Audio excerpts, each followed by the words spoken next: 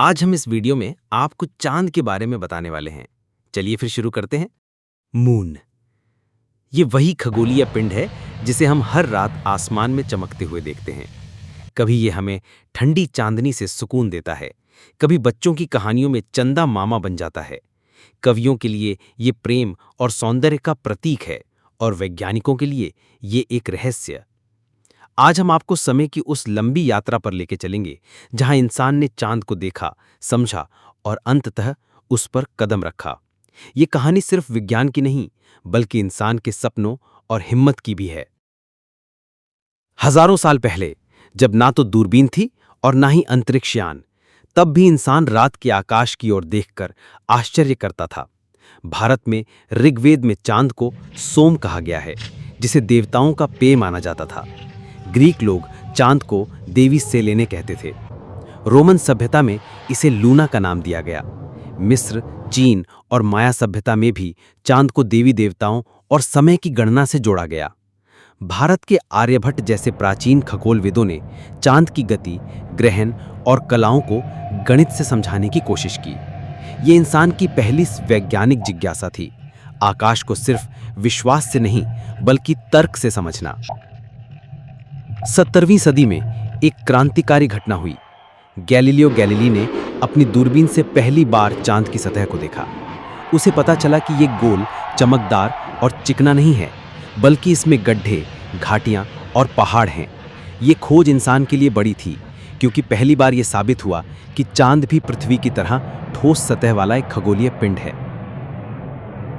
आने वाले सैकड़ों सालों में विज्ञान ने प्रगति की। औद्योगिक क्रांति के बाद तकनीक ने उड़ान भरी। 20वीं सदी में जब रॉकेट तकनीक विकसित हुई, तो इंसान ने सोचा क्यों ना चांद तक पहुंचा जाए। फिर आया साल 1957। सोवियत संघ ने स्पुतनिक 1 नाम का पहला कृत्रिम उपग्रह अंतरिक्ष में भेजा। यहीं से स्पेस रेस शुरू हुई, अमेरिका और सोवियत संघ की होड़। 1959 में सोवियत संघ का लूना 2 पहला यान बना जिसने चांद की सतह को छुआ। 1966 में लूना 9 ने चांद पर सुरक्षित लैंडिंग की और पहली तस्वीरें भेजी। दुनिया दंग रह गई। ये चांद को करीब से देखने का पहला मौका था। अमेरिका ने भी कई मिशन भेजे, रेंजर, सर्वेयर और ऑर्बिटर प्रोग्राम। इनसे वैज्ञानिकों को पता चला कि चांद पर उतरना संभव है। अब असली तैयारी हो रही थी मानव मिशन की। 20 जुलाई 1969, ये दिन इतिहास में हमेशा याद रखा जाएगा। अमेरिकी मिशन अपोलो 11 ने चांद पर लैंडिंग की। नील आर्मस्ट्रांग ने पहला कदम रखा और कहा, यह इंसान का छोटा कदम है, लेकिन मानवता की सबसे बड़ी छलांग। उनके साथ बज एल्ड्रिन भी उतरे। माइकल कॉलिंस ऊपर कमांड मॉड्यूल में परिक्रमा कर रहे थे। इस मिशन ने पूरी दुनिया को जोड़ दिया। करोड़ों लोग टीवी पर देख रहे थे। इसके बाद 5 और अपोलो मिशन सफल हुए। कुल 12 अंतरिक्ष यात्री चांद पर उतरे। उन्होंने प्रयोग किए, चट्टानें और मिट्टी लाईं। लेकिन 1972 में अपोलो 17 के बाद यह अध्याय खत्म हो गया। चांद पर इंसान का कदम 5 दशक तक रुक गया। हालांकि इंसान दोबारा चांद पर नहीं गया, लेकिन रोबोटिक मिशन लगातार चलते रहे।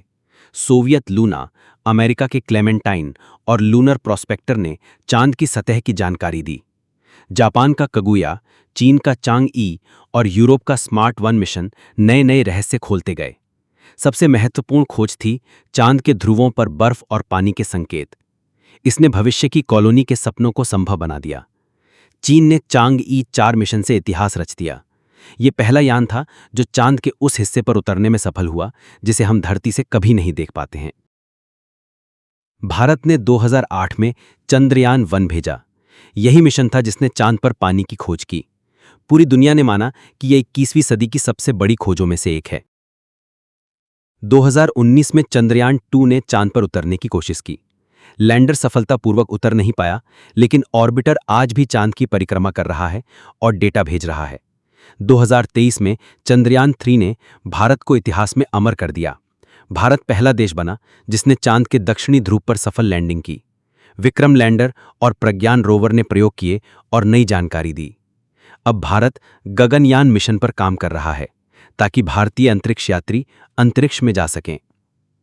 भविष्य में भारत भी चांद पर मानव मिशन भेजने की तैयारी कर रहा है। अब पूरी दुनिया की नजरें चांद पर टिकी हैं। नासा का आर्टेमिस प्रोग्राम 2025-26 तक इंसानों को दोबारा चांद पर लेके जाएगा। इस बार सिर्फ कदम नहीं, बल्कि स्थायी बेस बनाने की योजना है। चीन और रूस भी चांद पर अंतर्राष्ट्रीय स्टेशन बनाने की तैयारी कर रहे हैं। भविष्य में चांद पर ऊर्जा उत्पादन, खनिज मनन और वैज्ञानिक प्रयोग होंगे।